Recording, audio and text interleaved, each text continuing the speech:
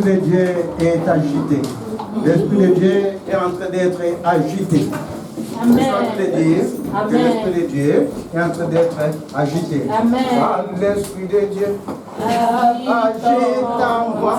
Je marche comme David. Ah, l'Esprit de Dieu s'agite en moi.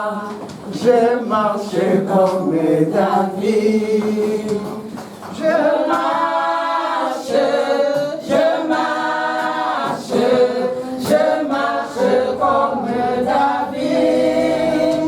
Je marche, je marche, je marche comme David. Je combat, car l'Esprit de Dieu s'agite en moi, je combats comme David. Il faut tomber aujourd'hui. L'Esprit de Dieu s'agite en moi, je combats comme David. Je combats, je combats, je combats comme David. Je combats, je marche comme David. Oh, a vu l'élévation, a vu les honneurs, a vu la magnificence. La semaine dernière, on commençait à voir la sécurité des saints. C'est ça. Alors dites avec moi, je suis sécurisé. Je suis sécurisé. Je suis sécurisé. Je suis sécurisé. On avait vu la semaine dernière que l'Éternel est notre sécurité. On va continuer. On avait vu le numéro 1, on va voir le numéro 2. Aujourd'hui, on va voir exactement la sensibilité. Alors, où est-ce que je suis? On va voir aujourd'hui comme titre être conscient de la présence de Dieu pour les services, qui va clôturer cette lecture que nous avons commencé la semaine dernière, qui est la sécurité des croyants. La sécurité des saints ou des croyants, c'est la même chose. On avait dit la semaine dernière qu'on doit miser sur Jésus. Jésus seul. Nous ne pouvons bâtir d'autres fondements. Vous êtes en train de me distraire, qu'est-ce que vous voulez là? Nous ne pouvons bâtir d'autres fondements que celui qui a été posé, à savoir Jésus. Dans le livre d'Ésaïe 44, versets 8 à 9, il est écrit, le Seigneur dit, n'ayez pas peur. Ne tremblez pas. Il a commencé par vous. Écoutez bien. N'ayez pas peur. Ne tremblez pas. Et puis, il vient sur la deuxième personne. Ne te lâche pas dit dès le commencement. Il bascule sur les tu. Parce qu'il veut toucher personnellement une personne. Il veut te toucher personnellement à la place où tu es. Autant qu'il dit vous, c'est un appel général. Autant le Seigneur appelle chacun de nous par son nom. Donc il commence à Isaïe 44, verset 8 à 9, tu me le lis. Ne vous effrayez pas. Ne vous effrayez pas. Et n'ayez pas de crainte. Et n'ayez pas de crainte. Depuis longtemps déjà. Depuis longtemps déjà. Je vous ai informé. Je vous l'ai fait ça dans ma savoir. Bible parce que moi c'est. Je vais. Dans la Bible, moi j'étudie là parce que ce français là, moi je ne comprends pas trop bien là-bas. Isaïe 44. Moi un bon second. Il y a des tournures. Moi j'aime quand le Seigneur fait des tournures. C'est ça qui me convient. Isaïe 44. Verset 8 à 9.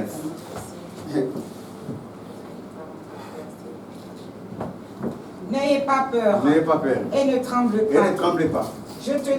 Ne te lèche pas dès longtemps annoncé et proclamé. Il n'a pas dit ne te lèche pas longtemps annoncé et prédit. C'est différent. Une prédiction, une chose à venir. Mais l'Éternel a proclamé des choses dans ta vie. Et il continue. Vous êtes mes témoins. Vous êtes mes témoins. Continue, vous êtes mes témoins. Y a-t-il un autre Dieu que moi? Y a-t-il un autre Dieu que moi? Il dit, il n'y en a pas. Il n'y en a pas d'autre rocher. Il n'y en a pas d'autre rocher et je n'en connais point. merveilleux Seigneur. On avait vu la semaine dernière que Jésus est notre rocher. Le Seigneur dit, pour encourager son peuple, ne te lâche pas annoncer et proclamer dès avant la fondation du monde. Il personnifie la personne, c'est-à-dire te parle personnellement. Parce que le Seigneur t'appelle par ton nom. Il a dit que tu es son témoin. Amen. Et dans ta vie, il n'y a pas d'autre rocher. Il n'y a pas d'autre appui que lui et lui seul. Il n'en connaît point. Les autres ne sont que des idoles. Dis le Seigneur. Et si tu continues la lecture, tu ne vas pas continuer malheureusement parce qu'elle est repassée. Et dans cette lecture, vous lirez chez vous, vous verrez que ceux qui font des idoles ne sont que des humains. C'est-à-dire que des esprits de sorcellerie des humains. Des idoles qui sont muettes, qui ne peuvent rien dans la vie de qui que ce soit. Parce qu'il n'y a que Dieu qui peut quelque chose dans notre vie. Amen. Et ce Dieu-là nous enseigne, non seulement il nous enseigne, il nous amène à comprendre que sa présence est en nous, est avec nous. Parce que quand tu ne connais pas que la présence de Dieu est en toi, tu vas marcher de façon désordonnée. C'est ainsi que le Seigneur est conscient que l'homme ne perçoit pas tout de suite sa présence. Alors le Seigneur va lui-même se présenter pour montrer à l'homme qu'il est là, qu'il est vivant, qu'il est soutien. C'est ainsi qu'on va basculer, on va étudier le livre de Juge 6, l'histoire de Gédéon. Il faut me lire juste 1 à 6. Juge 6, 1 à 7, ça nous suffira. Juge 6. Juge 6, oui. L'histoire de Gédéon.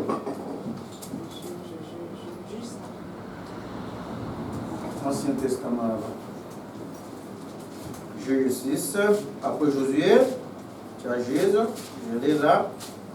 L'Éternel dit ceci, on ne va pas prendre du retard. Les enfants d'Israël firent ce qui déplut à l'Éternel. Attends, c'est bon. Comme ça, c'est plus rapide. Et l'Éternel les livra entre les mains des Madians, des Madianites. Le livre des juges, c'est l'époque où chacun faisait ce qu'il voulait dans sa vie. Et quand les peuples péchaient, le Seigneur les frappait, les livrait aux ennemis. Mais est-il que cette année-là, on a dit que le peuple d'Israël était dans une souffrance telle que, mes chers amis, ils se cachaient sous les cavernes, sous les montagnes, pour ne pas que les Madianites les voient. Parce que quand les Madians venaient, ils ravageaient tout ce qu'ils faisaient. Et la parole déclare dans ce livre des juges, et les Madianites étaient tellement nombreux qu'ils venaient comme des sauterelles pour prendre ce que les enfants d'Israël avaient sémé. Il dit comme ça, la main des Madians fut puissante contre Israël. Pour échapper à Madian, les enfants d'Israël se retirèrent dans les ravins des montagnes, dans les cavernes et sur les rochers fortifiés. Quand Israël avait sémé, Madian montait avec Amalek et les fils de l'Orient et il marchait contre lui. Il campait en face de lui, détruisait les productions du pays jusqu'à vers Gaza et ne laissait ni Israël, ne laissant en Israël ni vivre, ni brebis, ni bœufs, ni ânes. Car ils montaient avec leurs troupeaux et leurs tentes, ils arrivaient comme une multitude de sauterelles pour manger tout ce que Israël sémait.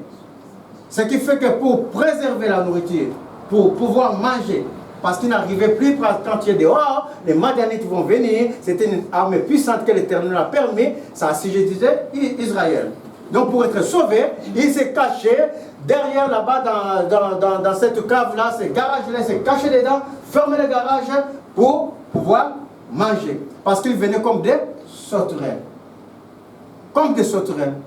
Comme aujourd'hui on peut voir dans la vie de quelqu'un, tu as l'argent, mais les sauterelles viennent et te sifflent dessous. Ça vous est jamais arrivé? Tes sous s'en vont sans que tu fasses des programmes. Tu arrives à rien à voir. Et tu fais les programmes tombent à l'eau. Ça c'est des sauterelles. Moi-même, il fut un temps, avant de connaître le Seigneur, je ne faisais que m'accidenter pour rien. Je tourne, il suffit que je tourne la rue de Jocelyn là pour prendre cette rue. Je ne sais pas comment, je vais cogner une voiture qui est stationnée. Pas des accidents graves, juste des accidents pour me faire monter les malices des assurances. Pour ne pas que je garde le sou. C'était ça, Israël, les sauterelles. Et quand je connais le Seigneur, tout s'est dit. Alléluia. Jusqu'aujourd'hui, je suis le meilleur conducteur. Amen.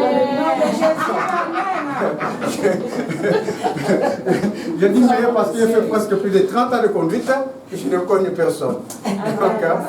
Donc le propre est passé. Les sauterelles ne peuvent plus faire. Alors Israël était dans cette condition malheureuse. Il n'y a que le Seigneur qui peut les sauver. Mais pour les sauver, le Seigneur va montrer à Israël que je marche avec vous. Amen. Alors le Seigneur, il y avait un jeune homme, Gédéon, il était sous les garages, sous la montagne donc, il est en train de piler les maïs, les blés, pour pouvoir manger. Et la parole déclare dans Juge 7, l'ange de l'Éternel marcha vers Gédéon. Il dit à Gédéon, lève-toi. Et vous allez voir la réponse de Gédéon, après on va basculer à autre chose. Dans 7, il est dit, Jérubbéal, qui est Gédéon, et tous les peuples qui étaient avec lui, se levèrent de bon matin, c'était pas là, c'était dans... Gédéon 6,15. Gédéon lui dit, ah mon Seigneur, avec quoi délivrerai-je Israël? Non, on va d'abord par l'ange de l'Éternel. Commence la 11. Puis vint l'ange de l'Éternel, et il s'assit sous les térébintes d'Ophra, qui appartenait à Joas de la famille d'Abiézer. Gédéon, son fils, battait du froment au pressoir pour les mettre à l'abri des mendiants. L'ange de l'Éternel lui apparut et lui dit, l'Éternel est avec toi, vaillant héros. Mais Gédéon lui dit, ah mon Seigneur, si l'Éternel est avec nous, pourquoi toutes ces choses nous sont-elles arrivées? L'ange de l'Éternel parle personnellement à Gédéon, que tu es un vaillant guerrier. Gédéon répond, oui, pour la multitude. Mais si Dieu est avec nous, pourquoi on est assujetti par l'ennemi? Mais l'ange va lui répondre toujours personnellement à Gédéon, lève-toi, je serai avec toi pour battre ces peuples. Parce que le Seigneur a besoin personnellement de tout et chacun. Le Seigneur, certes, la parole déclare, là où deux ou trois s'assemblent, le Saint-Esprit est avec vous, mais le Saint-Esprit est particulièrement avec la personne. Avec une seule personne qui marche avec lui, une seule personne qui a l'intimité avec lui, le Saint-Esprit marche avec la personne et soutient la personne. C'est ça qu'il va montrer à Gédéon. Je vous fais remarquer que celui qui a parlé à Gédéon s'appelle l'ange de l'Éternel. L'ange de l'Éternel qui est différent de tous les autres anges. Parce que l'ange de l'Éternel, il porte le nom de l'Éternel dans le livre d'Exode 23. Quand Moïse a vu l'ange de l'Éternel dans Exode 3, l'ange de l'Éternel a dit à Moïse, ôte tes souliers là où tu es, car le lieu où tu te trouves est un lieu saint. Et ce lieu où l'ange de l'Éternel s'est manifesté des buissons ardents, ce lieu jusqu'à aujourd'hui, c'est un lieu d'adoration. Alors que l'ange, un ange normal, on ne l'adore pas. Donc l'ange de l'Éternel commence à manifester, c'est un ange qui manifeste les attributs de Dieu. Ce n'est pas un ange ordinaire. C'est pour ça que la Bible distingue l'ange de l'Éternel, c'est-à-dire l'ange de Dieu. Cet ange, il est Dieu lui-même, dit le livre de Genèse 31, et quand Jacob était avec son beau-frère, et l'ange de l'Éternel s'est manifesté, Jacob l'a reconnu que c'est Dieu qui les soutenait. Ça c'est dans Genèse 31, à partir du verset 22, vous le lirez chez vous. Cet ange de l'Éternel, il porte le nom de Dieu. Non seulement il porte le nom de Dieu, cet ange de l'Éternel, comme j'avais dit, il a les attributs de Dieu. La première fois qu'il s'est manifesté, c'était dans l'histoire d'Agar, qui était l'Égyptienne. Quand Agar fuyait sa maîtresse, voici l'ange de l'Éternel qui se manifeste, dit à Agar, ne crains rien, retourne chez ta maîtresse et je vais multiplier ta descendance. L'ange normal ne peut pas multiplier une descendance, ne peut pas donner, ne peut pas créer pour que la personne enfante. Celui qui peut multiplier la descendance, c'est l'Éternel lui-même. Et plus tard, Agar l'a reconnu comme Dieu qui les voit. Il faut me lire quand même Genèse, pour que vous compreniez bien qui est l'ange de l'Éternel. C'était Genèse 31, versets 11 à 13. Et l'ange de Dieu me dit en songe, En songe, Jacob. Je répondis, me voici. me voici. Il dit, lève les yeux et regarde, tous les boucs qui couvrent les brebis sont rayés, tachetés et marquetés. Car j'ai vu tout ce que te fait Laban. Je suis le Dieu de Bethel, où tu as point un monument, où tu m'as fait un vœu. Maintenant, lève-toi, sors de ce pays et retourne au pays de ta naissance. Et retourne au pays de ta naissance. Je suis le Dieu de Bethel. Je suis le Dieu de Bethel. Ce l'ange est identifié à Dieu lui-même, c'est-à-dire la manifestation du Dieu invisible.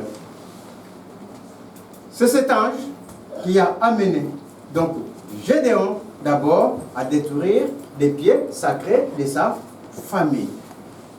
Parce que son père, de Gédéon, avait un pied sacré où on faisait des imprécations, les incantations sur toute la famille, des imprécations qui détruisaient la famille, qui descendait dans la famille. Des trucs générationnels qui donnaient du mal à la famille. La première des choses, cet ange amenant Gédéon à renverser les pieds sacrés. Gédéon détruit les pieds sacrés. La deuxième des choses, cet ange de l'Éternel montra à Gédéon, ce n'est ni par la force, ni par la puissance qu'on peut vaincre l'ennemi, mais c'est par lui et lui seul. Quand Gédéon se présenta avec 300 combien de soldats, l'ange a dit, ils sont trop. Choisis, trie. Ils ont trié jusqu'ils ont diminué les nombres qui étaient insignifiants. Pour montrer à Gédéon, ce n'est pas l'homme qui combat, c'est lui qui combat. Oh, mais Seigneur. Cet ange, mes chers amis, je suis en train de dire, il porte le nom de Dieu.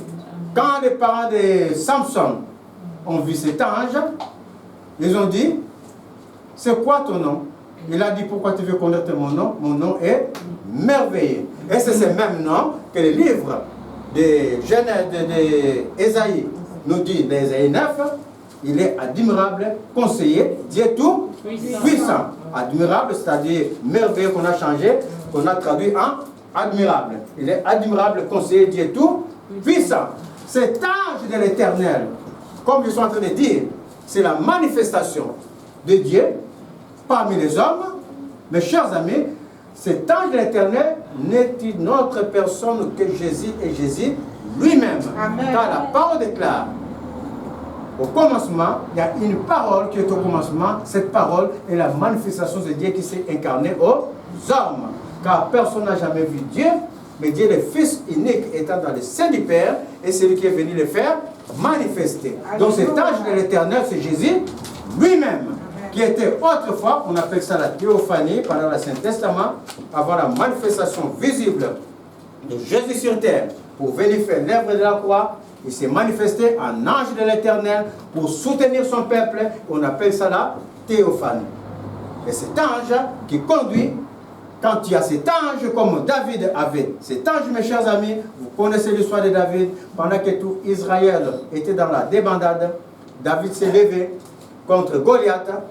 Il a dit à Goliath, toi tu insultes le peuple du Dieu vivant et tu te bats avec nous contre les épées, contre ta force, mais nous on va se battre contre toi dans le nom de l'Éternel des armées. Parce que David savait qui il possédait, qui était en lui. Amen. Quand il sait qui est en toi, mes chers amis, tu vas marcher dans la victoire. Amen. Tu vas marcher et la parole des Romains 8, 35 va s'exercer en toi de telle sorte que tu seras ni la mort, ni la vie, ni les dominations, ni la souffrance, ni les choses présentes ou les choses à venir. Personne ne peut te sortir de la main de Dieu. C'est ainsi que David marcha contre Goliath et vaincu Goliath. Parce que David était conscient de celui qui habitait en lui, de celui qui était grand, de celui qui faisait des miracles. Le Seigneur Jésus lui-même, il a dit dans sa parole, je ne fais rien de moi-même. Le Seigneur qui est la parole incarnée. Parce que Jésus est la parole incarnée du Dieu invisible. Il est le Dieu qui est venu en chair. Ça, on le connaît tous, on doit être conscient de ça. Dieu n'est pas resté sur place. Dans ton malheur, dans ce que tu souffres, quand les sauterelles viennent souffler tes sous, quand même tu souffres de blocage en blocage, sache qu'un jour, dans sa préscience, Dieu avait déjà vu toutes ces choses. Amen. Et il est parti avant la fondation du monde sur la croix pour t'arracher de ce genre de choses. Amen. Et c'est Dieu là lui-même, il s'est fait chair. Dieu a pris ton corps, ta place, pour que ce que tu souffres, lui, il aille avec sur la croix. Et toi, si tu crois en lui, tout ce qu'il a pris de toi Amen. Va rester Amen. Au tombeau qu'il va partir. Amen. Et tu vas ressusciter en lui en nouveauté de vie. C'est une étape très importante. Dieu est venu en chair. Quand tu ne comprends pas cette étape, tu es en train de suivre Dieu, tu vas suivre n'importe qui, tu vas suivre n'importe quoi. L'étape importante quand nous suivons Jésus, Jésus est le Dieu invisible qui est venu en chair, qui a pris la chair. Parce que s'il ne prenait pas la chair, l'esprit n'a rien à voir avec les choses des hommes. L'esprit ne sent pas la souffrance. L'esprit, il est esprit quand il parle. Est-ce que tu n'as pas attrapé une parole? Il souffle mes paroles. Non, c'est comme ça à peu près l'esprit. Alors il faut qu'il prenne ta place, un corps humain. Pour qu'il sache quand je pince comme ça, aïe, on m'a pincé. Est-ce que vous comprenez? Quand on m'a frappé. Quand on t'insulte, ça fait mal au cœur. Là, il a pris le corps, il a pris ta place. On parle mal de toi. Quand les gens ne te veulent pas, quand les gens te veulent du mal, est-ce que vous comprenez? Quand, dans l'ombre des ténèbres, les idoles, ceux qui font les idoles, la sorcellerie, des pieds sacrés comme Gédéon a détruit, qui vient de la famille que nous ne connaissait pas avant notre naissance, des choses se sont faites de nos ancêtres, on ne sait même pas nos parents, ce qu'ils ont réellement prié, on ne connaît pas. Il n'y a que Dieu qui peut te révéler un à un. C'est ça l'histoire. Même quand on voyait nos parents comme ça, nous amener à l'église, on ne sait pas le Dieu qu'ils priaient.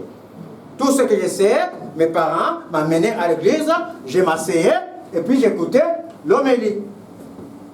Mais dans son cœur, ce qu'il priait réellement, je ne sais pas. Est-ce que vous comprenez? Mais comme Dieu sait, toute pensée n'est pas cachée à Dieu, Dieu va nous les révéler un à un, afin de nous sortir de ce qu'on appelle les pieds sacrés, des hôtels bâtis dans nos vies, afin que nous soyons libres. Et cela, il pouvait le faire qu'en prenant ta place en étant homme. Et quand tu crois en lui, mes chers amis, ce genre de choses, ça ne peut plus agir dans ta vie. Amen. Les sorciers, qui n'est qu'un homme, comme dit Esaïe 44, ce n'est que des hommes, qu'ils viennent, qu'ils plaident. Qu'ils viennent plaider contre moi de l'Éternel, s'ils peuvent. S'ils peuvent qu'ils viennent, car je suis l'Éternel, ton Rédempteur. Et quand il y a cette confiance que Dieu est avec toi, mes chers amis, tu diras à tes sorciers là, oh, mes chers amis, moi quelquefois je fais des songes, juste des songes comme ça, le Seigneur me montre, pour ne pas que je dise le nom des gens, me montre des personnes par exemple, qui, même pas à mon encontre, hein, qui vont aller faire du mal à d'autres personnes, mais de ma famille. Et moi, je suis en train de marcher dans les parages, et quand je les vois, qu'est-ce que vous êtes en train de faire? Au nom de Jésus. Quand je dis, mes chers amis, je les vois s'enfuir, ramper par terre, ils ne savent pas comment s'enfuir parce que j'ai prononcé le nom de Jésus et parce que je porte Jésus en moi. Est-ce que vous comprenez? Ça, c'est dans les songes. Si dans les songes, je l'ai fait, ça veut dire que mon âme, dans les songes, loue le Seigneur. Mon âme, dans les songes, a le Seigneur avec lui. Mon âme, dans les songes, marche avec le Seigneur. Parce que pendant que tu dors, ton corps dort, ton âme, elle est active. Mais mon âme est active dans le Seigneur. Ce qui fait que, quand dans les songes, je prononce le nom de Jésus, quand je marche même, je les vois en train de s'enfuir et de ramper. Est-ce que vous comprenez? Ça, c'est la suprématie, la force du Dieu vivant. Et ces dieux vivants, quand il y a ces dieux vivants, comme David avait ces dieux vivants, David a dit, je ne me battrai pas contre toi avec des épées. D'ailleurs, quand David voulait prendre le roi Saül, il dit à David, mais tu n'es qu'un jeune de 17 ans, un homme comme on dit aujourd'hui, tu n'as pas l'expérience militaire. Comment tu vas te battre avec Goliath qui terrasse tout un pays? Prends mon bouclier. Et David a voulu essayer, c'était trop grand. Ça le gênait. Il l'a enlevé. Et il a dit à Goliath, toi tu te bats avec nous, avec les armes, ton bouclier, mais moi, je me battrai contre toi dans le nom de l'Éternel des armées. Et ce nom, Dieu nous l'a fait connaître. Amen. À la personne de Jésus. La parole déclare qu'à la prononciation du nom de Jésus, tout genou fléchit dans le ciel, sur la terre et sous la terre. Amen. Et quand les démons voient Jésus, la parole déclare dans le livre de Jacques 2, ils tremblent. Amen. Les démons savent qu'il y a un Dieu, ils disent, crois-tu à Dieu? Oui, les démons aussi croient qu'il y a un seul Dieu. Amen. Pas plusieurs. Ils croient qu'il y a un seul Dieu. Le Père de qui viennent toutes choses. Et quand ils croient qu'il y a un seul Dieu, la parole dit, les démons tremblent. C'est ainsi que quand ils voient Jésus, Maître, pourquoi tu es venu nous tourmenter avant la fin des temps? C'est Jésus a dit dans sa parole, je ne marche pas par moi-même, je ne fais que ce que je vois faire par mon Père. Et tout ce que Jésus a faisait, délivrer les malades, marcher contre les démons, marcher contre tout ce qui affectait l'homme. Mais Jésus nous a donné un nouveau commandement à nous-mêmes à sa mort. Le livre de Jean 20 dit, comme le Père m'a envoyé, moi aussi, je vous envoie. Dans Marc 16, il nous envoie annoncer la bonne nouvelle, l'évangélisation. Quand tu as fini de t'affermir, quand tu connais que Dieu est avec toi, quand tu sais que Dieu est avec toi en toutes choses, la parole que tu récites tout le temps, Romains 8, 35, qui te dit que si Dieu est avec moi, qui peut être contre moi? Personne. Ni la vie, c'est-à-dire ni ta propre vie, ni ta façon de penser, ni ta façon de vivre, ni la mort, dit la parole. La mort que d'autres personnes peuvent générer dans ta vie. La mort que toi-même tu peux amener dans ta vie. Parce que toi-même tu peux amener la mort dans ta vie. Est-ce que vous le savez? Tu peux amener la mort dans ta vie, toi-même, par ta conduite, ta façon de vivre. Un exemple simple, un homme qui a sa famille, il a sa femme et ses enfants, et cet homme court à côté. Et il a les avertissements du Seigneur, mais cet homme n'écoute pas. Et parce que le Seigneur est patient. Si tu arrêtes, tu donnes le cœur au Seigneur, le Seigneur veut de cet homme pour sa gloire parce qu'il s'est repenti. Mais malheureusement, cet homme n'écoutant pas, il continue ses déboires. Et qu'est-ce que le Seigneur fait? Il les dévoile. Les choses viennent à lui et sa femme. Et qu'est-ce qui arrive? Divorce et autre chose. Et les enfants même un petit peu plus les voient. Est-ce que cet homme, ce n'est pas lui-même qui a détruit sa vie? Et d'autres, tu as ton travail, tu travailles normalement, tu as ton salaire, mais tu te permets par exemple de tricher le chèque ou de dévier l'argent du patron. Et le patron t'attrape, travail fini, prison. Est-ce que ce n'est pas lui-même qui a détruit sa vie? On peut nous-mêmes amener la mort dans notre vie. Est-ce que vous comprenez? Et le Saint-Esprit ne veut pas que l'homme meure. Et comme nous le connaissons, nous devons le proclamer afin que la paix que Dieu nous a donnée, que l'autre aussi qui est dans la débandade, qui est en train de mourir faute de connaissance, et la paix en Jésus. Évangéliser. Sans évangélisation, le Saint-Esprit est en nous. Autrefois, on croyait par les pensées humaines que tu t'assois comme ça. Tu as prié, Père, envoie les gens, et le Saint-Esprit, miraculeusement, la salle est remplie. Le Saint-Esprit a sa part à faire. Mais l'homme a sa part aussi à faire. Le Seigneur a dit, comme le Père m'a envoyé, quand le Père l'a envoyé, le Seigneur Jésus suffit moins du Saint-Esprit. Il a dit, l'Esprit de Dieu est sur moi pour annoncer la bonne nouvelle. On a le devoir d'évangéliser.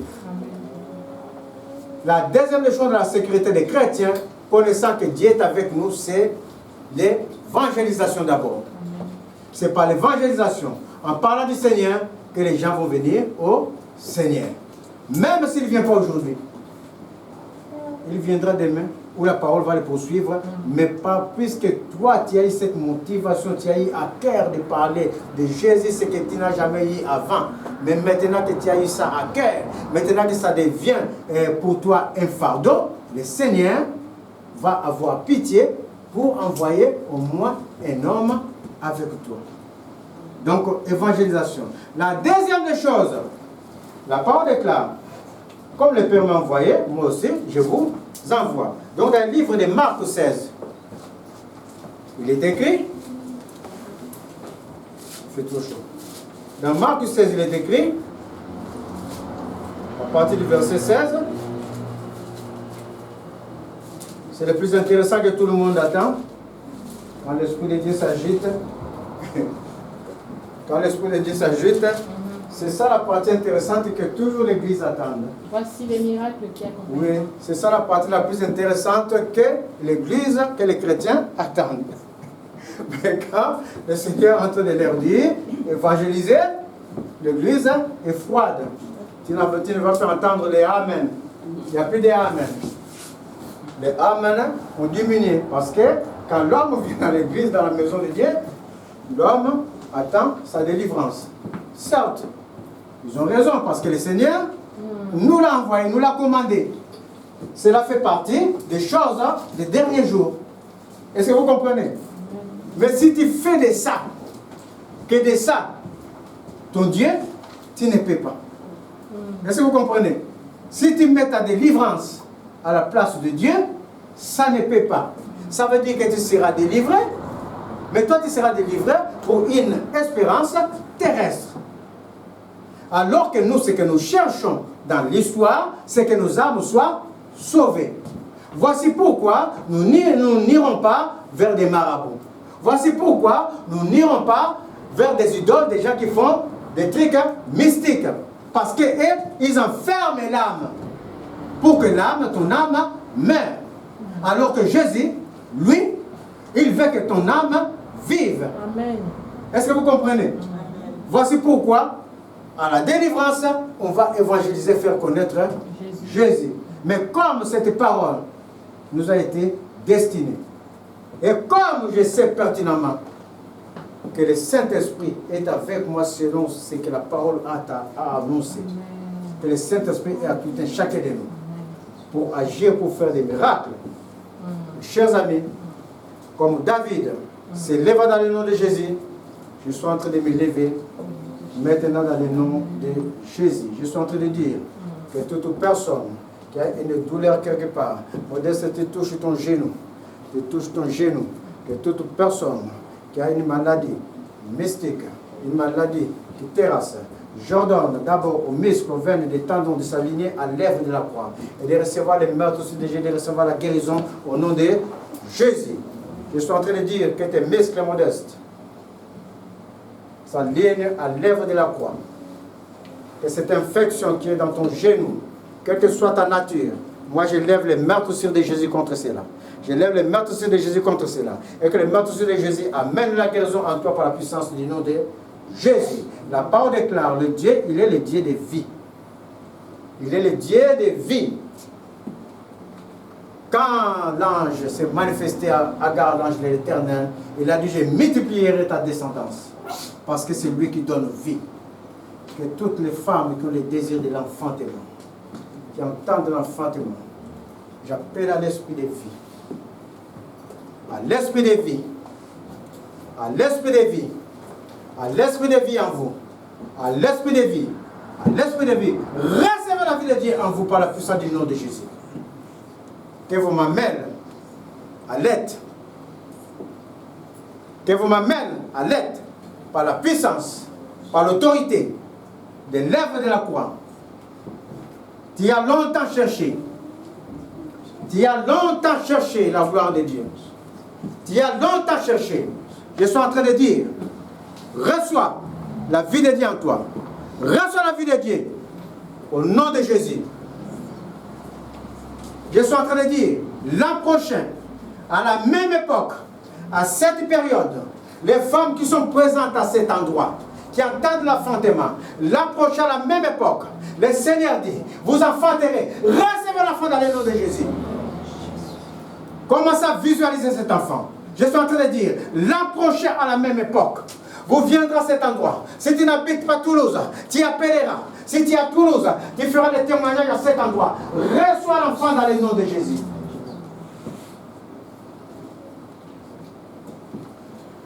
Je suis en train de dire, j'ai demandé de détruire les pieds sacrés de sa famille. L'esprit de sauterelle qui est dans sa famille. L'esprit de sauterelle. La sécheresse financière. Il est nommé sécheresse financière. Toute chose est nommée. Mais il y a un nom qui est nommé. Un nom surnaturel. Un nom de gloire. Un nom d'élévation. Un nom qui a assujetti tous nos nommés dans ces siècles comme dans les siècles à venir. C'est le nom de Jésus. Par l'autorité du nom de Jésus. Par le pouvoir que l'Éternel m'a conféré. Et par l'autorité de son nom. J'élève le nom de Jésus au-dessus de l'esprit de sauterelle. J'élève le nom de Jésus. Et je dis à cette voleuse de grâce de se taire à jamais. À partir d'aujourd'hui, au nom de Jésus, je te retourne à l'envoyeur. Que celui qui a la sécheresse financière touche sa main. Tiens sa main comme ça, la ferme son poing, touche sa main. Car aujourd'hui, je dis à la sécheresse financière, je te lie aux sécheresses financières. Je te retourne à l'envoyeur. Au nom de Jésus, je te dis, ne viens plus hanter la vie des enfants de Dieu. Ta place n'est plus dans leur vie. À partir d'aujourd'hui, tu quittes, tu libères les vies. Au nom de Jésus, que je n'entende plus parler de toi. Si tu es rebelle à ces commandements, au esprit de sécheresse financière, je me verrai obligé de t'enfermer avant la fin des temps. Car tu as l'alternative de choisir ou de quitter maintenant et attendre le jugement dernier dans les terres arides ou d'être enfermé avant la fin des temps. Je ne te laisse pas le choix. Je t'ordonne de quitter d'aller dans le désert au nom de Jésus. Recevez la liberté et la libération. Que vos finances maintenant viennent, s'établissent, s'organisent par l'autorité des lèvres de la croix. Recevez l'abondance à vous dans le nom de Jésus. Tout ce que vous avez manqué, tout ce que les sauterelles ont dévoré, la parole déclare que tu recevras les pluies de l'arrière et de la nouvelle saison. Que tout ce que tu avais perdu, que le Seigneur les remette au nom de Jésus. Et à cela, qu'il remette les renouveaux par la puissance de l'autorité des lèvres de la croix. Recevez cela au nom de Jésus. Merveilleux Seigneur. Que ceux qui sont malades, maladie quelconque que je ne connais pas, tout le monde, mais chacun connaît ce qui se tracasse dans sa vie. Touchez seulement la partie où vous êtes malade. Touchez. Touchez. Si c'est maux de tête, maladie de tête, tu touches ta tête. Si c'est le cœur, tu touches le cœur. Tu touches tout simplement parce que pendant que la parole de vie est en train d'être libérée, pendant que la parole de vie est en train d'être libérée, tu touches, je suis en train de dire, reçois ta libération. Reçois ta libération dans le nom de Jésus, ni par force, ni par puissance. Ni par force, ni par puissance, c'est par l'Esprit de Dieu.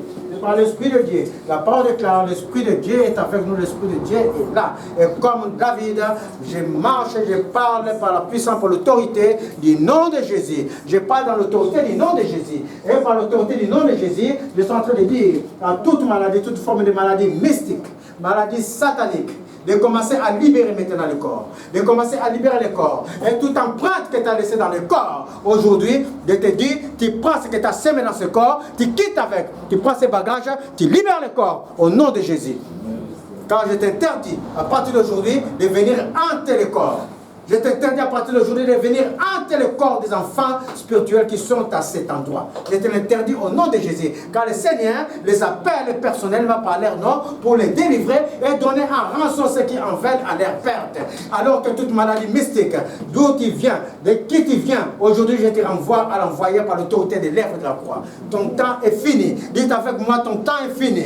Ton temps est fini. Que chacun nomme ce qui les tracasse. Et dise que ton temps est fini. Ton temps est fini. Ton temps est fini dans la vie de ceci. Dans la vie de ceci que tu as mis, Père éternel, à côté de moi. Ton temps, le temps de la maladie, de ceux qui tracassent leur vie est fini. La maladie mystique est finie. L'esprit de mort, je prends autorité sur toi. L'esprit de mort familial qui coule dans d'autres familles, je prends autorité sur toi au mort, parce que le Seigneur t'a vaincu par l'autorité des lèvres de la croix, et le Seigneur vit et il est vivant. Voici pourquoi je mets la vie de Jésus en est. Recevez la vie au nom de Jésus, et que toute ta vie vive, que tout ta vie soit restaurée au nom de Jésus. Car la parole déclare que le Seigneur nous rajeunit comme l'aigle, que tout organe qui est défectueux dans votre vie soit restauré au nom de Jésus, afin que vous rajeunissez et que tout obstacle soit brisé au nom de Jésus. Car miraculeusement, mes chers amis, le Saint-Esprit brise les jougs. Le Saint-Esprit, il brise les jougs. L'onction principale du Saint-Esprit, quand il vient, il brise les jougs. Maintenant que chacun pense à tout, je ne connais pas les jougs de tout et chacun de vous. Un joug, c'est quelque chose qui te terrasse. Quelqu'un qui te terrasse, je dis même quelqu'un parce qu'il est nommé. Il est nommé, toute chose est nommée. Et le Saint-Esprit, il brise les jougs. Que chacun pense personnellement. Ce n'est plus quelque chose de commun. Même si c'est un esprit dans ta famille, qui est en général, le Seigneur a dit à Gédéon, tu, dans Isaïe qu'on a dit, il a dit, ne te laisse pas annoncer.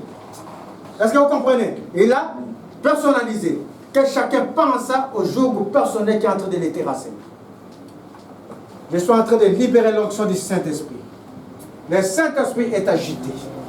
Quand le Saint-Esprit s'agite, il est en train de chercher les jougs qu'il doit renverser. Les jougs qu'il doit renverser. Que chacun de vous, maintenant, pense au joug qui terrasse sa vie. Que chacun de vous pense au joug qui terrasse sa vie. Au joug qui terrasse sa vie. Que chacun de vous pense au joug qui terrasse sa vie. Au joug qui terrasse sa vie. Que l'onction du Saint-Esprit, qui brise les jougs, l'onction du Saint-Esprit, qui brise les jougs, la présence de l'onction du Saint-Esprit, l'esprit d'autorité, l'esprit qui manifeste la gloire de Jésus, l'esprit qui manifeste l'élévation, l'esprit qui dit qu'il y a un seul Dieu, le Père, qui vient de toutes choses. C'est de lui et partout que toutes les choses viennent. J'appelle à son onction. L'onction qui brise les jougs. Que le Saint-Esprit maintenant commence à faire son œuvre. Saint-Esprit, je laisse ta place. Commence à faire l'œuvre parce que ni puissance, ni force. Ce n'est pas par mes paroles. C'est par toi, Père. Alors commence à visiter. Commence à visiter, Père. Commence à visiter toi-même. Commence à visiter. Commence à visiter. Commence à visiter. Commence à visiter. Commence à visiter. Que l'onction du Saint-Esprit se répande maintenant. Maintenant, maintenant, recevez, recevez, recevez, recevez, commencez à recevoir, recevez, recevez au nom de Jésus, recevez, je vois les chaînes qui sont en train d'être brisées, recevez au nom de Jésus, recevez, recevez, amenez votre joug, amenez votre joug, amenez votre joug, recevez au nom de Jésus, recevez, au nom de Jésus, recevez, j'amène la délivrance, j'amène la délivrance. Dit le Seigneur Dieu. Recevez l'onction du Saint-Esprit qui brise les jougs. Que l'onction qui brise les jougs. Que l'onction qui brise les jougs. Que l'onction qui brise les jougs. Afin que c'est super éternel. En partant chez eux. Ne sois plus les mêmes. En partant chez eux. Cette semaine même. Que tu te manifestes au Saint-Esprit. Cette semaine même. Que tu t'élèves. Que cette semaine même. Qui est ta gloire. Que cette semaine même. Qui est Père éternel de coups de fil. Comme quoi tu as fait des choses. Recevez l'onction du Saint-Esprit. Recevez la délivrance. Recevez nom de Jésus. Que tout joug qui vous a servi soit brisé au nom de Jésus. Au nom de Jésus. Je suis en train de dire, ce n'est pas pour 6 mois. Je suis en train de dire, le Seigneur a dit, c'est pour maintenant. Recevez au nom de Jésus. Recevez la liberté. Recevez la liberté. Recevez la liberté. Recevez au nom de Jésus. Recevez au nom de Jésus. Recevez au nom de Jésus. Et que vos vies soient restaurées pour la gloire du nom de Jésus. Gloire et élévation à l'année immolée, à l'année de gloire. Gloire et élévation au Seigneur Jésus.